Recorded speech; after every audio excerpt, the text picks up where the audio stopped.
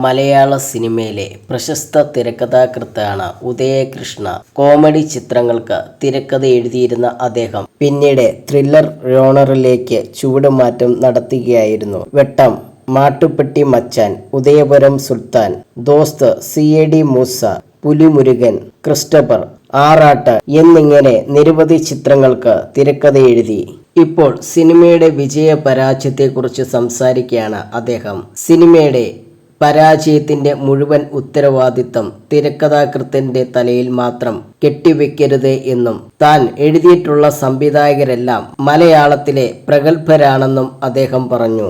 അവർ തീരുമാനിച്ചുറപ്പിച്ച സിനിമകൾ മാത്രമേ സിനിമയാക്കപ്പെടുകയുള്ളൂവെന്നും ഷൂട്ട് തുടങ്ങുന്നതിന് മാസങ്ങൾക്ക് മുമ്പ് ആ പ്രൊജക്റ്റുമായി ബന്ധപ്പെട്ട പ്രധാനപ്പെട്ട ആളുകളുടെ എല്ലാം കൈകളിൽ എത്തും. അവരൊക്കെ സംശയങ്ങളും അഭിപ്രായങ്ങളും കേട്ട് ആവശ്യമുള്ള തിരുത്തലുകൾ വരുത്തിയിട്ടാണ് ഷൂട്ട് ചെയ്യുന്നത്.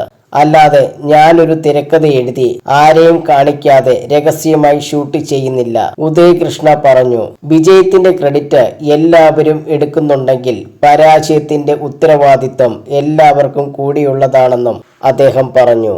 ദിലീപും തമന്നയും പ്രധാന കഥാപാത്രങ്ങളിൽ എത്തിയ ബാന്ദ്ര എന്ന സിനിമ മാത്രമാണ് പൂർണ്ണമായും പരാജയപ്പെട്ടത് എന്നും മറ്റുള്ള സിനിമകളൊന്നും പരാജയങ്ങളില്ലെന്നും അദ്ദേഹം കൂട്ടിച്ചേർത്തു.